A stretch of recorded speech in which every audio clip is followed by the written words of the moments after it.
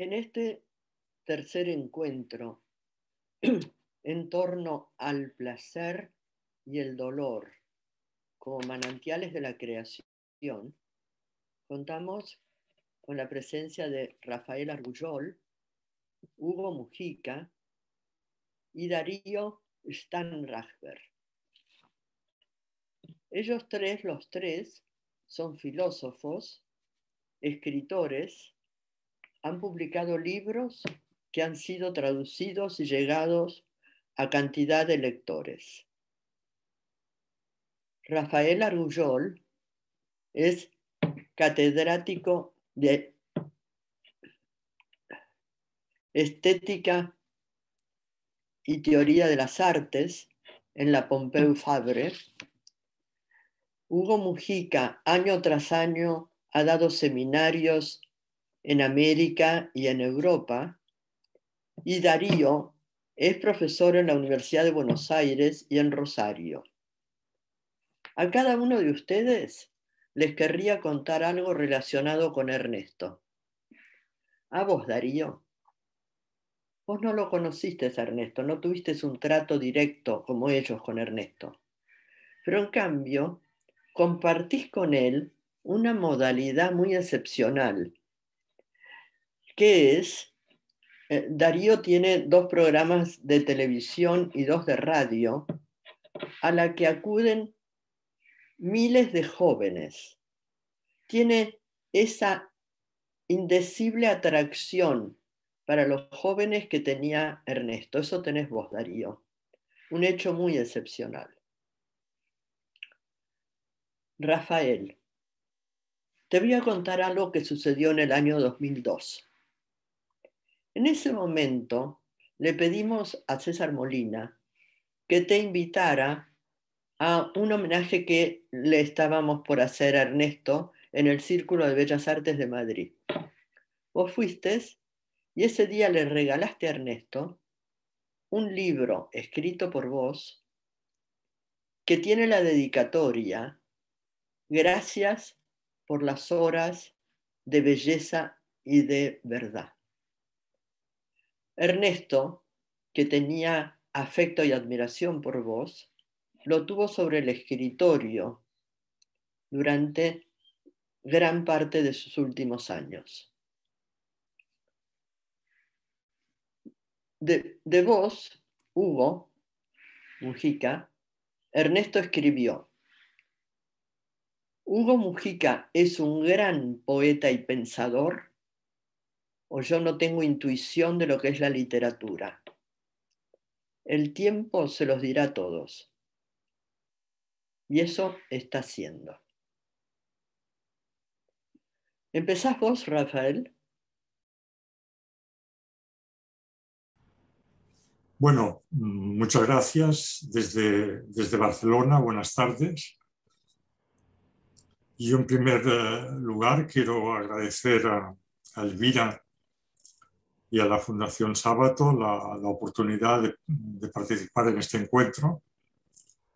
Para mí es un honor participar en este homenaje a Ernesto Sábato, porque siempre he apreciado mucho su dimensión tanto literaria como su dimensión ética. Entonces, hoy logro por fin participar en un encuentro sobre su obra, sobre su persona, un homenaje a su persona. Y quiero recordar y recordarme a mí mismo que en su momento, cuando yo era universitario, la lectura de Sobre héroes y tumbas fue una experiencia memorable, una de las experiencias literarias más memorables que yo he tenido en toda mi vida. Y esto es algo que siempre agradeceré a Ernesto Sábato. Si en su momento le hice la dedicatoria a la que ha aludido Elvira, es porque verdaderamente creía en estas palabras. Ernesto nos ha dado belleza, y Ernesto nos dio y nos ha dado verdad. Y la conjunción de belleza y verdad es quizá lo máximo que se puede pedir a un artista. Y en recuerdo de Ernesto, y respondiendo al, al interrogante que se plantea en este encuentro, voy a hablar, aunque sean 4 palabras, sobre mi visión del placer y el dolor como manantiales de la creación. Yo diría que esta interrogación es una interrogación muy universal, porque precisamente el dolor y el placer son casi los únicos manantiales de la creación artística. Quizá no son los únicos, pero sí aquellos más sustanciales, aquellos que de alguna manera la han alimentado en toda la historia desde sus inicios. Cuando nos enfrentamos a la idea de placer y de dolor en la creación, nos enfrentamos, y yo pienso, de una manera un tanto distinta, en planos distintos. El placer es una presencia constante, pero difusa en la creación. Es algo más difícil de constatar que el dolor. Es algo que está desparramado en el proceso creativo. Es algo que está presente en la historia del arte, en la historia de la literatura. Yo diría que en todos los autores, con mayor o menor viveza, pero a veces acercarse a su presencia es una cosa indirecta, es una cosa oblicua. Cuando pienso en el placer en la creación literaria, pues pienso, por ejemplo, en el placer de la obra bien hecha. Es un placer que puede llegar a tener el más modesto artesano, el placer de la obra bien hecha, desde el más modesto artesano hasta aquel al que podamos considerar un genio de la creación. Es un placer sustancial que a veces quizá no se tiene en cuenta como debería tenerse en cuenta, el placer de la obra bien hecha. Pienso en el placer, como diría Octavio Paz, de consagrar el instante, de la consagración del instante. Hay en la creación artística algo esencial, que es una captación del tiempo y al mismo tiempo una lucha contra el tiempo. Esa posibilidad de fijar el tiempo, esa posibilidad de celebrar el tiempo, esa posibilidad de evocar los momentos del pasado, esa posibilidad de lanzar presagios sobre los momentos del futuro, nos lleva a uno de los placeres más principales, más importantes de la creación literaria, de toda creación literaria. Yo creo que la creación literaria, la creación artística, es siempre ese placer de consagrar el instante. Y en cierto modo es el placer de aplazar la muerte.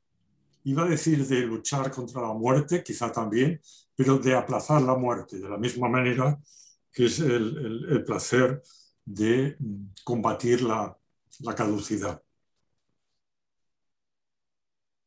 Y en fin, queda el placer de lo que sería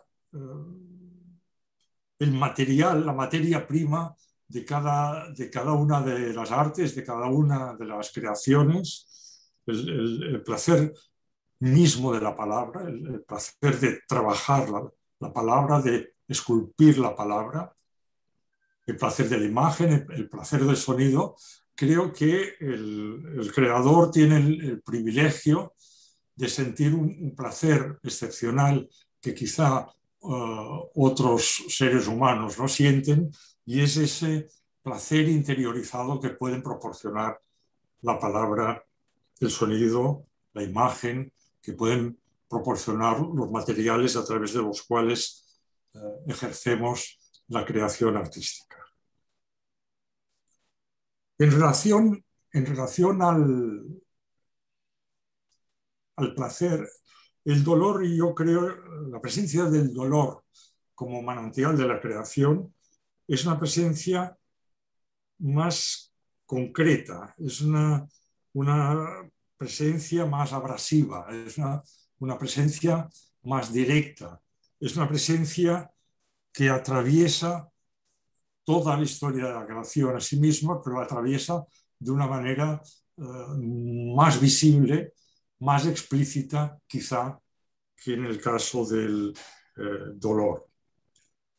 La presencia del dolor en la creación la tenemos en la propia evocación del dolor. La creación, en gran manera, es evocación. Y una de las dimensiones más claras que ha tenido la creación es la evocación del dolor, la evocación del sufrimiento, tanto del dolor físico como del dolor moral, casi diría más del dolor moral y espiritual que el dolor físico, pero también del dolor físico. Hemos expresado a través de la creación artística el dolor de la fugacidad, el dolor del peso del tiempo, el dolor de la presencia inexorable de la muerte, el dolor de lo efímero, el dolor de lo caduco, aquello que nos acompaña todos los días de nuestra vida. Hay el dolor mismo de crear, de la misma manera que hay el placer mismo de crear, con las palabras, con los sonidos, con las imágenes. Hay un dolor en el crear. Cualquier escritor, por ejemplo, puede saberlo, ¿no? Cuando se enfrenta a esa torsión del espacio, cuando se enfrenta a esa página en blanco, cuando se enfrenta a la fuga misma de las imágenes que él está persiguiendo, cuando se enfrenta a la fuga de las palabras, cuando se produce una quiebra entre lo que intenta escribir y lo que está escribiendo, entre lo que intenta realizar y lo que está realizando. Hay un dolor intrínseco a la propia creación que evidentemente puede tornarse placer. En la creación artística, los ángulos del dolor y del placer están casi más cercanos que en cualquier otra experiencia humana. Para no hacer demasiado difuminada mi propia intervención, me gustaría centrarme un momento, centrarme especialmente en ese dolor de crear, el dolor de la creación. Es algo sobre lo cual tenemos una literatura extensa, sobre todo en la cultura moderna. Por ejemplo, son inolvidables las palabras de Kierkegaard o de Nietzsche sobre el dolor de la creación. Son también inolvidables desde el punto de vista narrativo las palabras escritas por un Thomas Mann en varias narraciones, en varias novelas, sobre ese mismo dolor de la creación, o lo escrito por artistas visuales, como ahora me viene a la cabeza Van Gogh, las maravillosas cartas a su hermano Theo están completamente protagonizadas por ese dolor de la creación, o recuerdo los diarios y apuntes últimos de un Mark Rothko, también alrededor de esa cuestión que lo llevaba prácticamente a una ansiedad insoportable. Por tanto, el dolor de la creación ha sido un dolor muy presente como literatura y como reflexión sobre el arte en nuestra cultura moderna. Sin embargo, diría que está presente en toda la historia. También, en cierto modo, el placer de la creación. Cuando nosotros leemos a Horacio, cuando leemos a Cátulo, cuando leemos a algunos de los poetas antiguos, en algunos de sus pasajes, o Lucrecio, nos hablan de ese placer intrínseco de la poesía o del placer de la creación. También eso en el mundo moderno, en la cultura moderna, se hace muy vivo. Y yo quería dar sentido a mis palabras aludiendo, aunque sea breves momentos, una pequeña reflexión sobre el inicio moderno de esa reflexión sobre el dolor en la creación. Y para mí ese inicio moderno está muy vinculado a un documento literario, a un documento poético, que son los sonetos de Miguel Ángel, las rimas de Miguel Ángel. A mí me gustan mucho las poesías de Miguel Ángel. Normalmente recordamos al Miguel Ángel pintor, escultor, arquitecto, pero deberíamos recordar más también al Miguel Ángel poeta. Miguel Ángel sobre todo fue poeta en su segunda etapa y en su época ya anciana. Y en esos sonetos de Miguel Ángel, junto con el ansia de amor no satisfecho, creo que uno de los temas, uno de los motivos fundamentales es el dolor de la creación.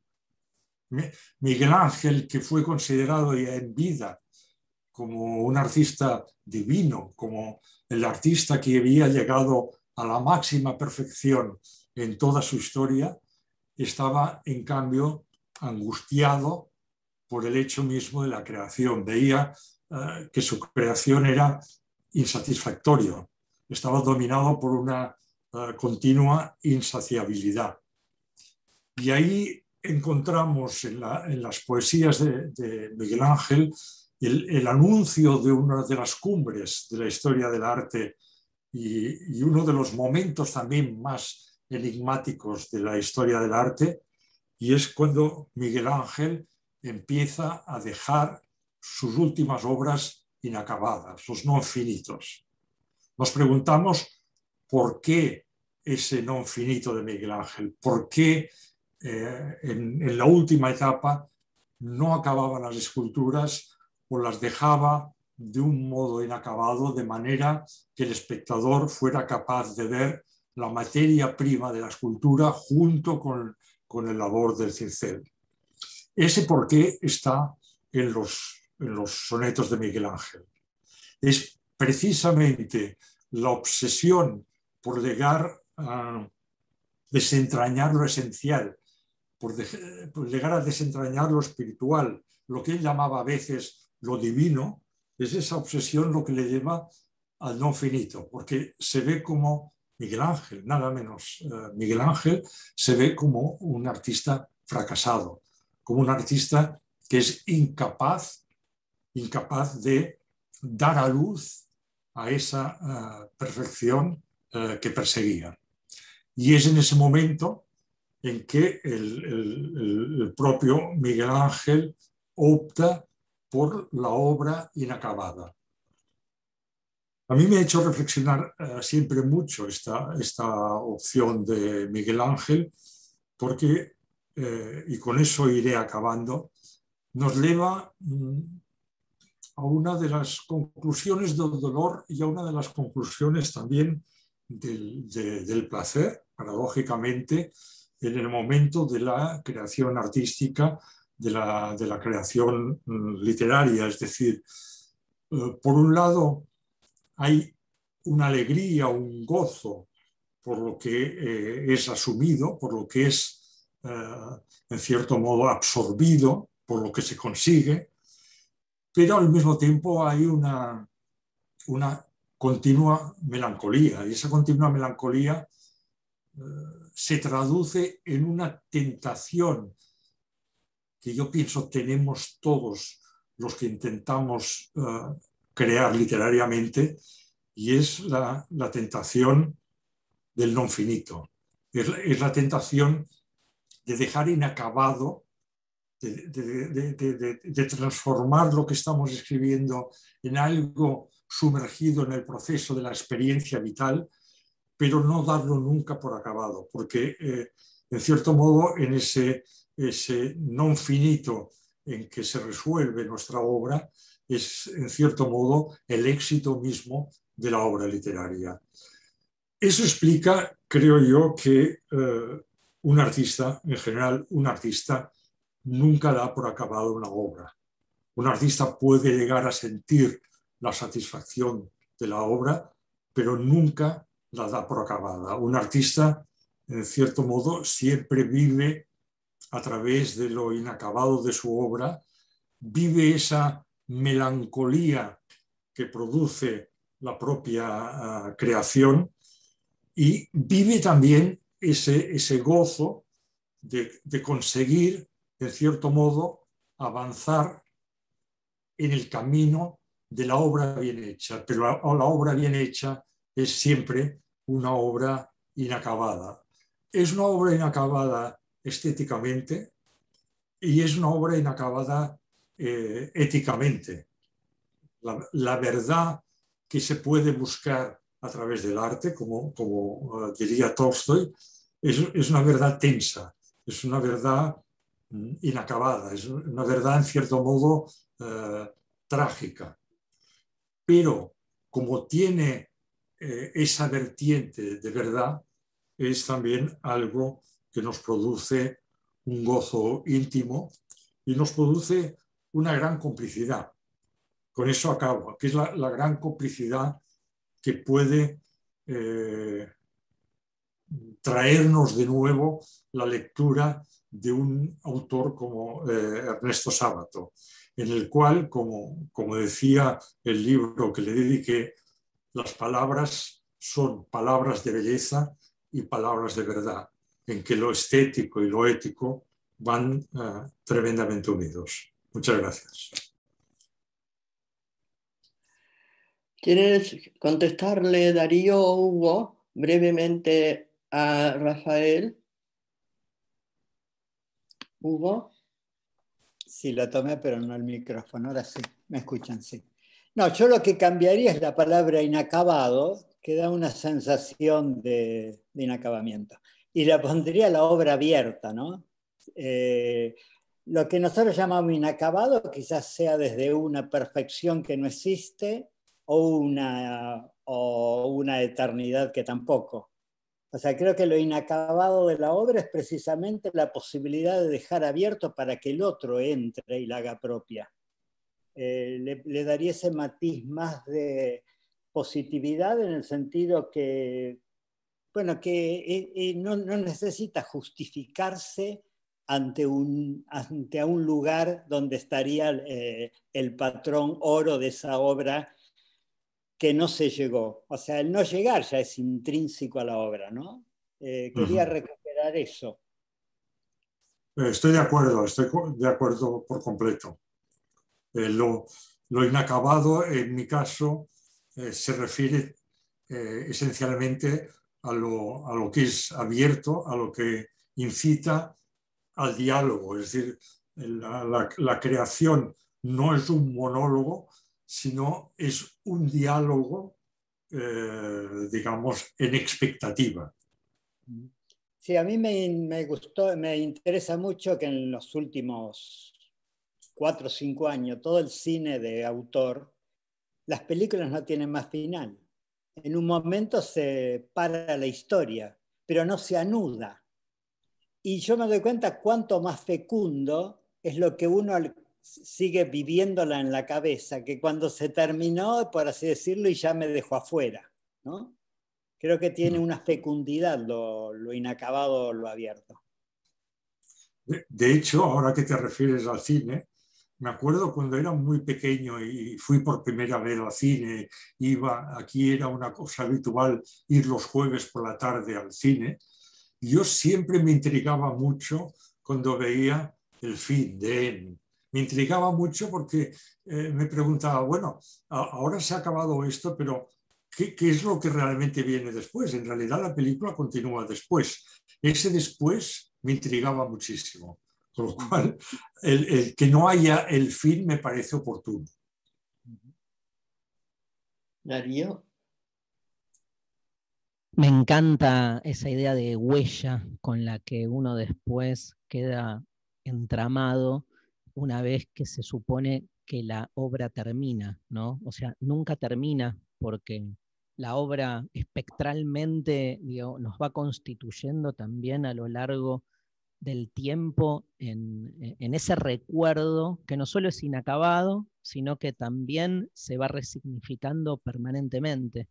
Me encanta esta idea que ambos trabajan, Hugo y Rafael, de la obra abierta o inacabable, diría, más que inacabada, ¿no? Como que tiene esa matriz de estar siempre abierta para que el receptor de algún modo haga con ella, porque es una cuestión de hacer lo que, lo que se vaya dando, ¿no? Y lo monológico, cómo Rafael cuestiona, deconstruye la idea monológica de la obra, que también es muy común en una versión del arte donde el artista supremáticamente escupe y cree que aquello que dice viene cargado también con una idea de la verdad. A mí me parece que para los que de algún modo ponemos en cuestión esa idea de la verdad, toda obra, por ser abierta, es una invitación al diálogo, ¿no? Y ese diálogo es un diálogo infinito, ¿no? Una conversación infinita, como titula alguien por ahí, y me parece que es lo más interesante de la obra de arte. Sí, además tiene como una encarnadura en la finitud, una obra abierta. Digo, yo que estoy en cierta edad, que digo, bueno, tal cosa no la voy a hacer, qué sé yo, pero uno se da cuenta que es obvio. O sea, no es que la muerte, uno después llegó todo, se hizo una armonía, no, en un momento se terminó y punto, ¿no? Entonces también te da un realismo vital, ¿no? Sí, pero excede, digo, vos te morís, yo me muero, y hay gente que sigue leyendo, escuchando, ¿no? Digamos, obviamente, más allá de uno. A mí me interesa mucho, y sé que Rafael tenía el tiempo contado, no sé si... Sí, yo me voy a retirar eso. lamentablemente en los próximos minutos. Bueno. Sí, por favor, por favor. Por favor, cuando desees, un placer escucharte, Rafael, ¿eh? Yo quiero retomar una cuestión, si me permiten, y dialogar con Hugo, invitarlo a dialogar también. Primero y principal, gracias Elvira por la convocatoria. A mí ¿sabés qué? Lo que más me une con Ernesto, que es algo que vos no sabés, es nuestro fanatismo por Estudiantes de La Plata, que no es poco.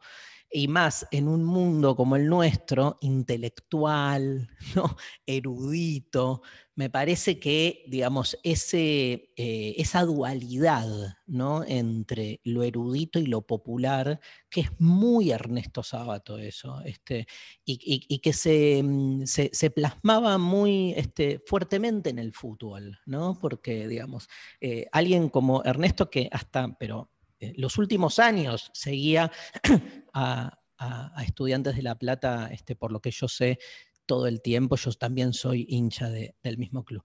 Yo lo que quiero, dicho esto, retomar, tiene que ver con entender el placer y el dolor más en términos, si me permiten, epicúreos, ¿no? Quiero como más arrancar por ahí, entendiendo al placer y al dolor como una experiencia de la carne. Y yo creo que la creación es una experiencia de la carne que se ha perdido.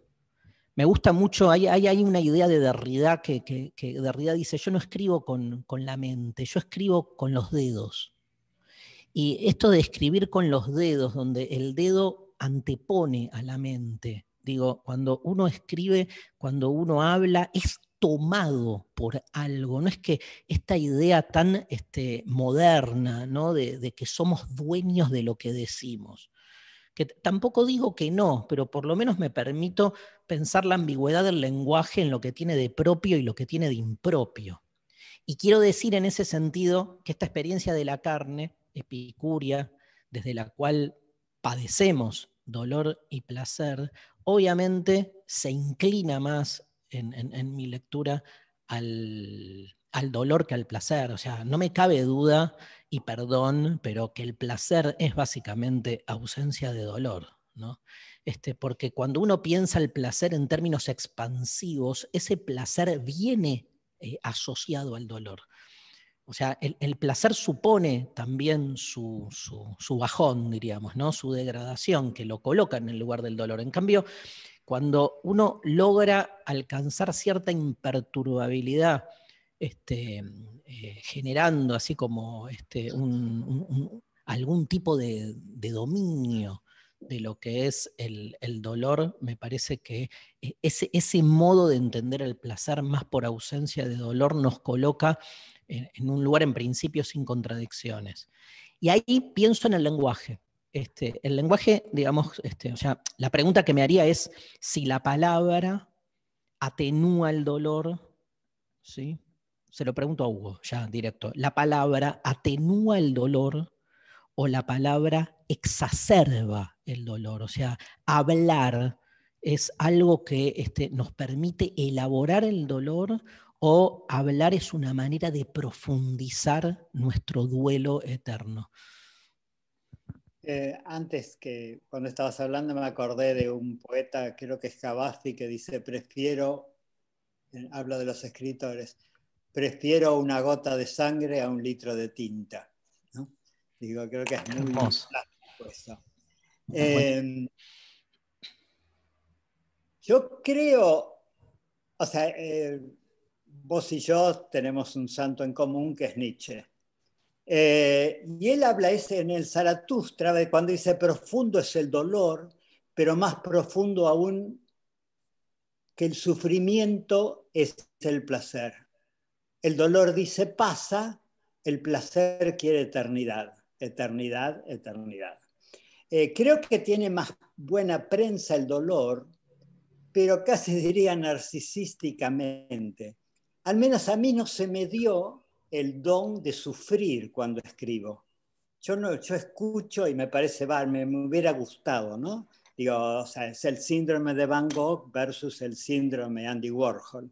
Yo empecé a escribir cuando no había que sentirse mal por escribir, ¿no? El escritor torturado.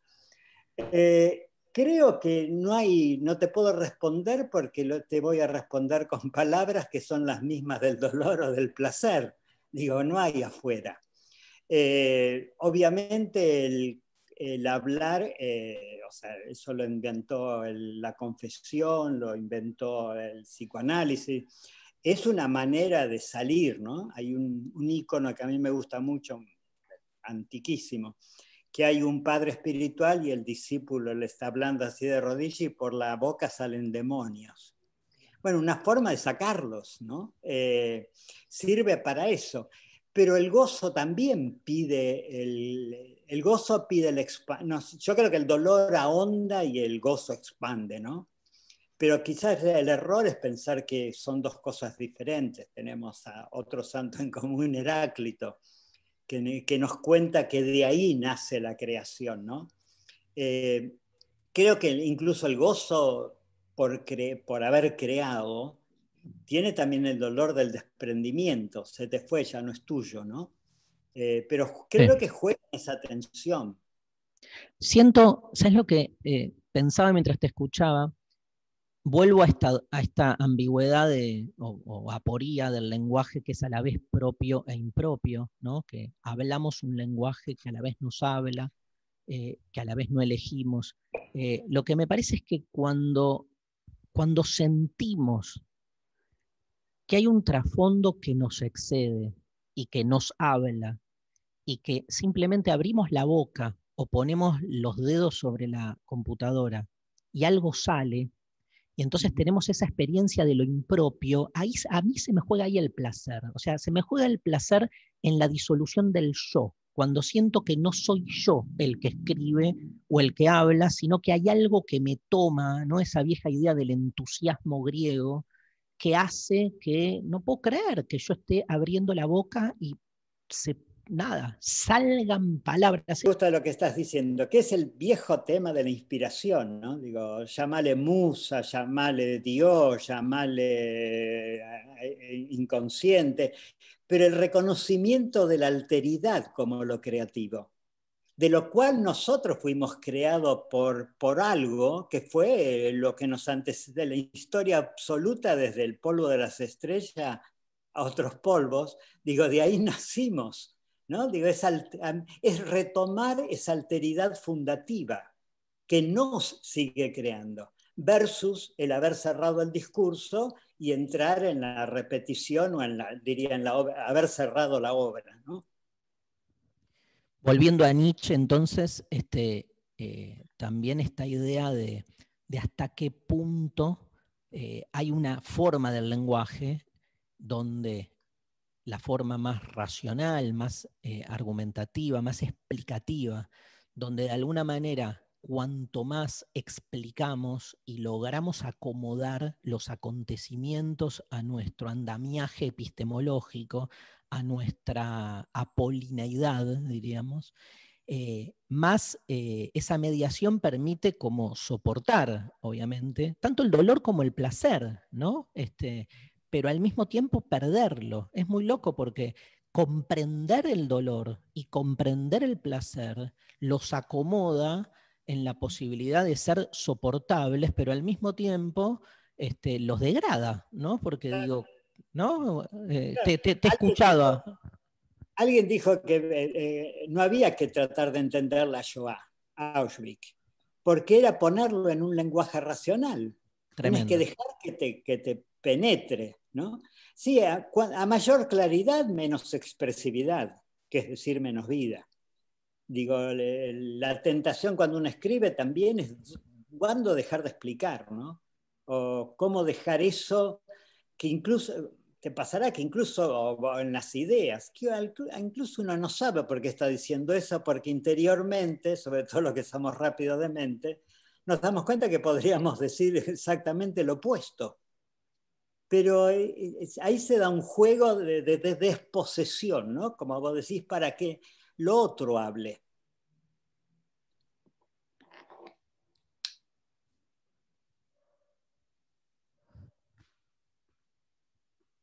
Ahora hay un dolor.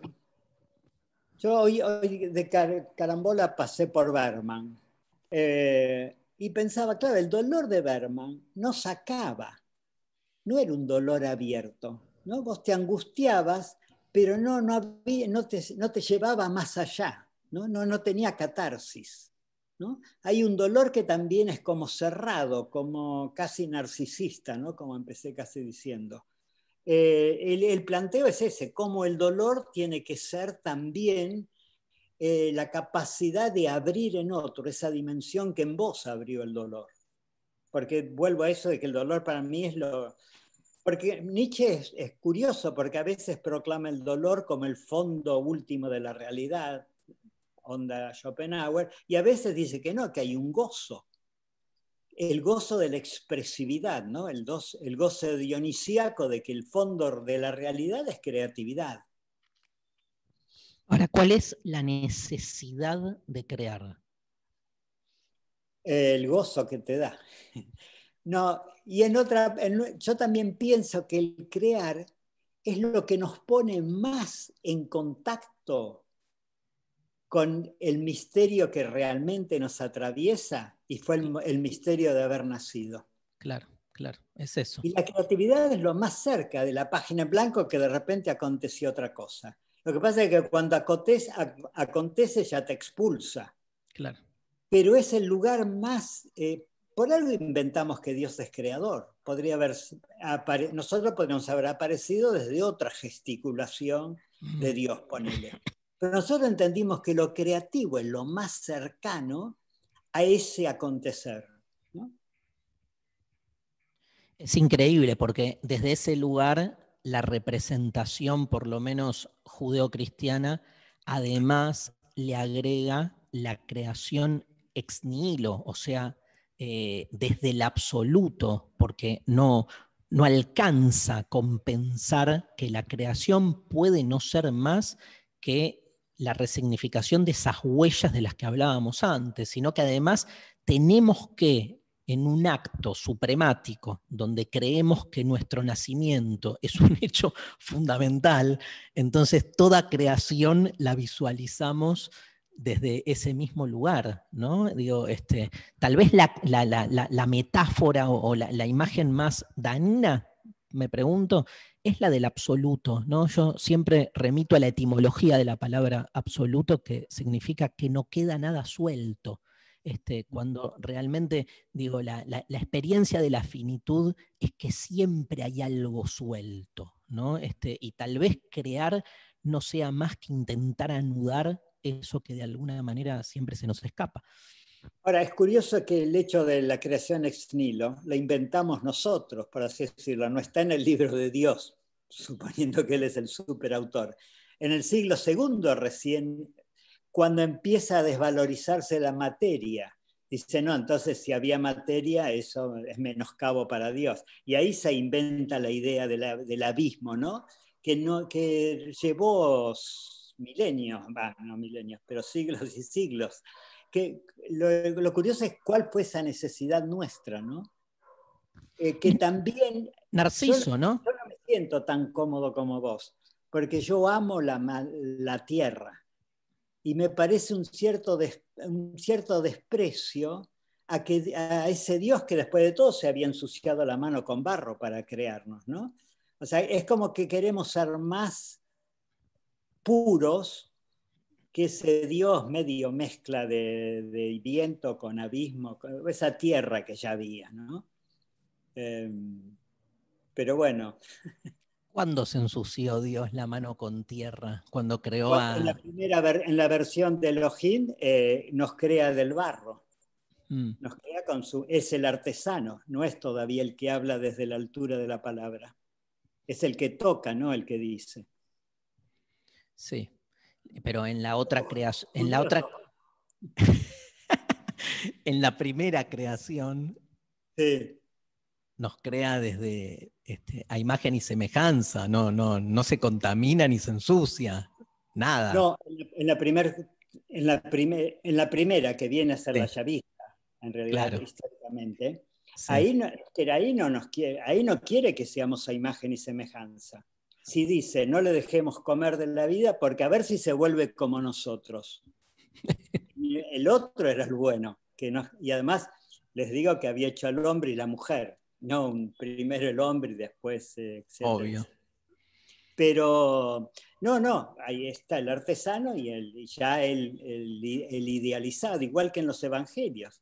Hay 3 evangelios que Cristo nace en un pesebre, todo mal, y el cuarto ya es el logos desde la eternidad. Siempre hay como una desmaterialización con la cual yo no me llevo bien. Yo creo que la creación, digamos, realmente, o sea, nos fuimos haciendo un imaginario del crear desde la nada que tiene que ver con este narcisismo del que vos hablabas, Hugo. Porque realmente creer que creamos, ¿no? Esta idea del papel en blanco frente al cual dotamos de existencia algo que no había, cuando todo lo que hacemos o decimos de algún modo ya está dado en nosotros, ¿no? No hacemos más. Yo en ese sentido soy más pesimista, no somos más que repetidores, que a lo sumo logramos poetizar un poco y ponerle un poco de onda, digo, pero nadie está diciendo nada diferente de lo que se viene diciendo. Sí, yo ahí me muevo del abismo que querés vos a la fisura. No, yo creo que de todas maneras cada uno Yo creo que el escritor es el que se demora demora en captar un matiz que no había sido dicho en esa palabra, ¿no? Yo tengo un poema que habla algo así como que es el escritor el que escucha qué le dice la vida a él de lo que aprendió viviéndolo, ¿no? Yo creo que cada uno, ínfimo, absoluto, pero cada uno puso un matiz a ese río en el cual todos estamos, ¿no? Hubo una fisura en esa ola que antes de caer, o sea, yo creo que o le pasa algo a Dios porque yo vivo o no me importa Dios. O sea, llevarlo ya a la radicalidad, ¿no? O sea, ¿el mundo ya está cerrado o sigue creándose? Por ahí pasa. Si sigue creándose, cada uno algo dejó o algo llevó, etcétera, como sea, ¿no? Está claro que vos sos el cristiano y yo el judío en todo lo que estamos diciendo. Pero siempre, viste que siempre es al revés. Debe ser el complejo de políticamente correcto, pero los cristianos hablan más bien de los judíos y los judíos de los cristianos cuando hacemos diálogo. Aburridísimo. Vamos.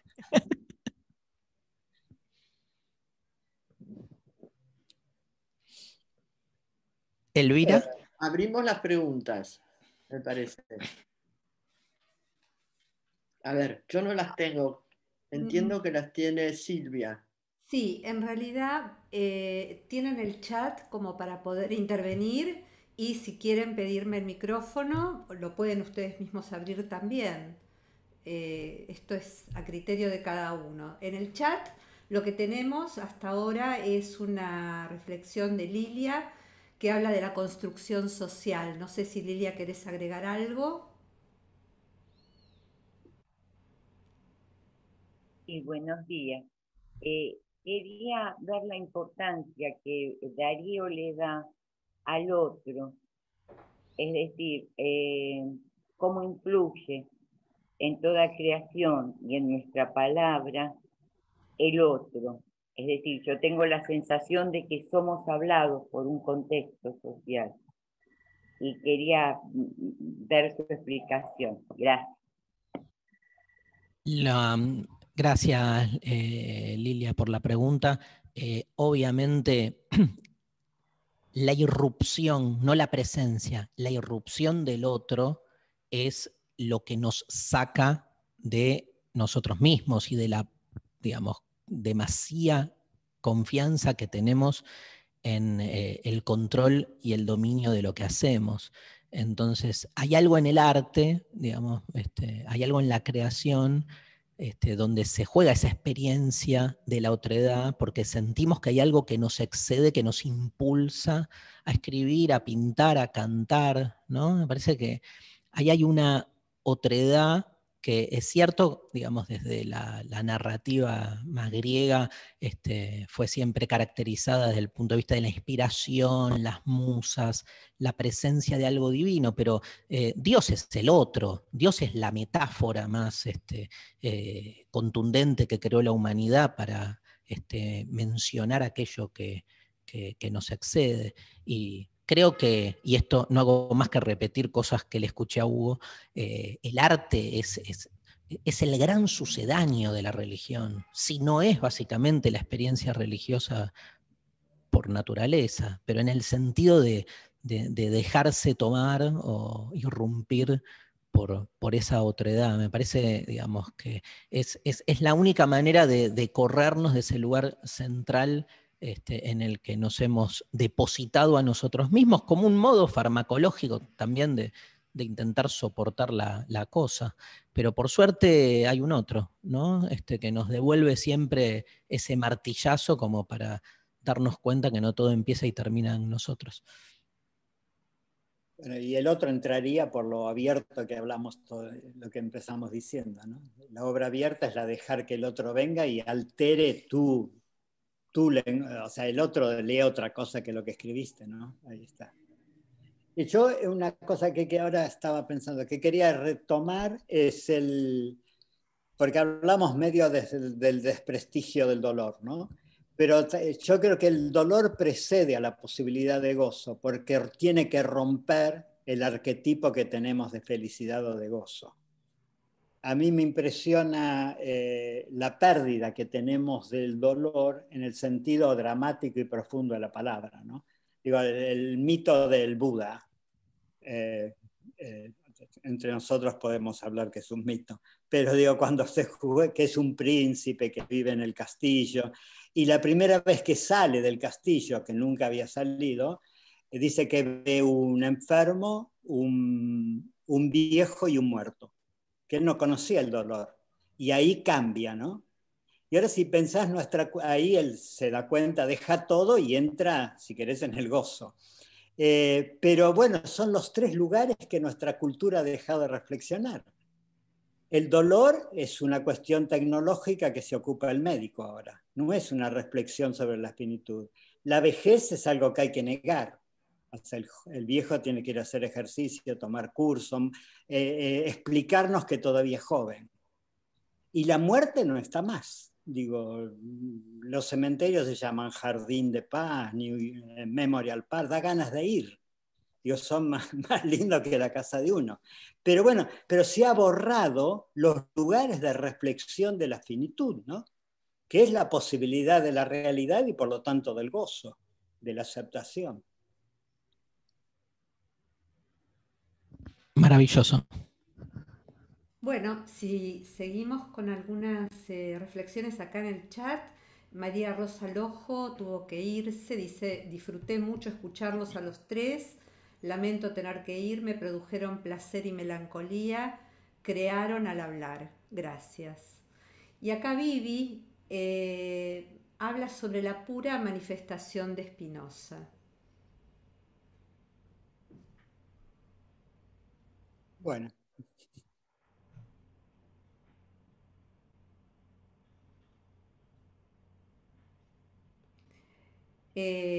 Tenemos un mensaje de Oski desde España que dice: hacen falta muchos artistas para que surja otro artista. A veces ellos surgen en nuestras palabras y colores. ¿Compartimos sus dolores y placeres?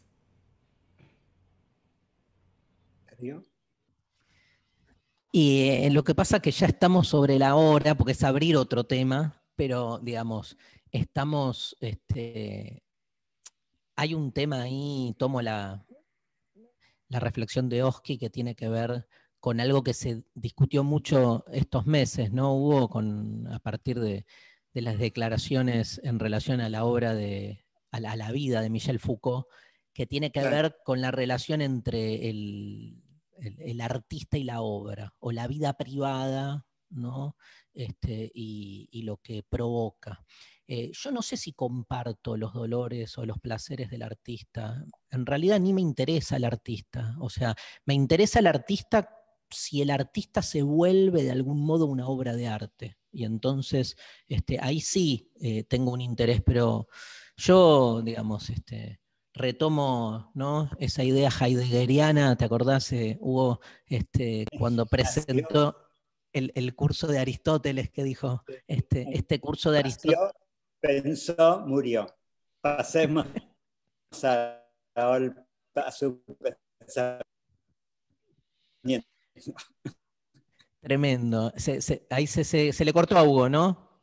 Quedaste congelado, Hugo. Sí. A mí, curiosamente, es una bestialidad. Me parece que siempre a favor de la lucha. ¿Se escucha? No. Ahora sí, se había ido. No, que a mí me parece que es una garantía de la obra, porque demuestra cuánto la obra no depende de ese autor que tendría que estar preso, en verdad. Pero es como ese plus que garantiza que hubo más que simplemente lo que él puso en la obra, ¿no? Claro. En cierto sentido. Y sí, es verdad, bueno, vos también, todos conocimos mucha gente de la creatividad, y es muy, muy poca gente que corresponde su vida a su obra. Muy, muy impresionante. Yo te digo, la poeta que más, no voy a decir el nombre, que más he admirado, tenía flores de plástico en su casa.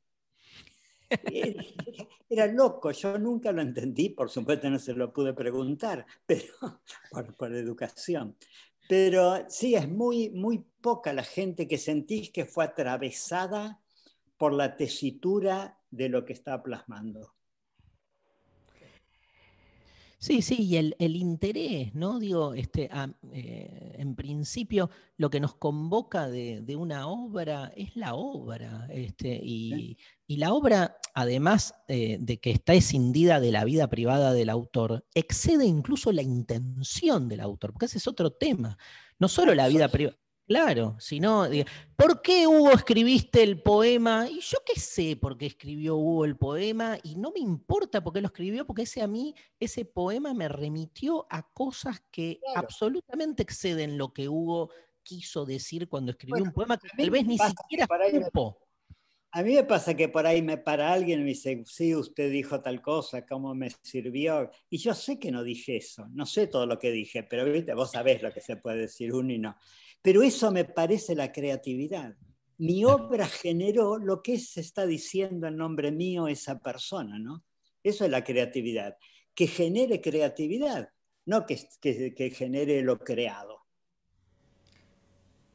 Un detalle aquí, pide la palabra Lilia, antes de dársela una reflexión de Oski con respecto a la pregunta anterior. No es eso, dice él, hablo de la obra y no de la vida. ¿No será que nuestras lecturas nos mediatizan? Sí. Y sí, somos un tejido de narraciones. Desde los cuentos que me contaron cuando era nene en adelante, yo cuando miro mi biblioteca, muchas veces uno de los gozos que tengo, digo, el libro ese leyó al de al lado, y el de al lado al de al lado, y veo todo eso y todo eso pasó por mi cabeza. Digo, eso me parece un río de creatividad increíble, y estamos hechos de esos. Hay un tipo que dice, bueno, si un paisano, un pampeano, le dice a la pampeana, que ninguno de los dos fue al colegio, te amo, cuando le dice eso, está todo el banquete de Platón Genial. en esas dos palabras, ¿no? Bueno, Lilia, si querés tomar la palabra, podés abrir tu micrófono. Sí.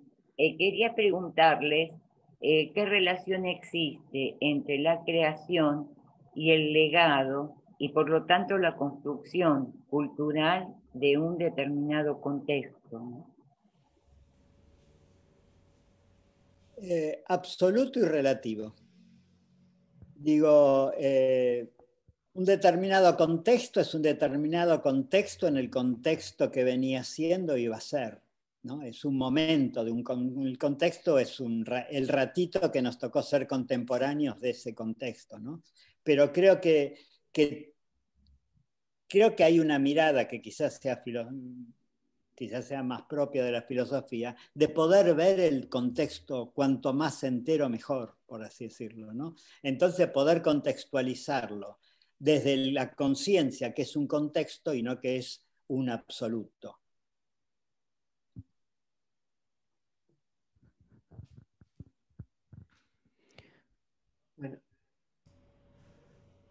Bueno, si no hay más preguntas. Darío nos había pedido que no nos extendiéramos, de modo que muchas gracias a Hugo, a Darío y a todos los presentes, y con esto terminamos este tercer ciclo. Muchas gracias. Gracias, un placer. Gracias, Chao. Hugo. Que te Chao. mejores pronto. Mirate. Sabés que Darío había pedido que esto no durara más que media hora, Sí. 40 minutos, porque estaba medio enfermo. Ahora ya se curó. Necesitaba un poco de acción. Me curé hablando, tal cual, y escuchando. Gracias, Adiós. A todos.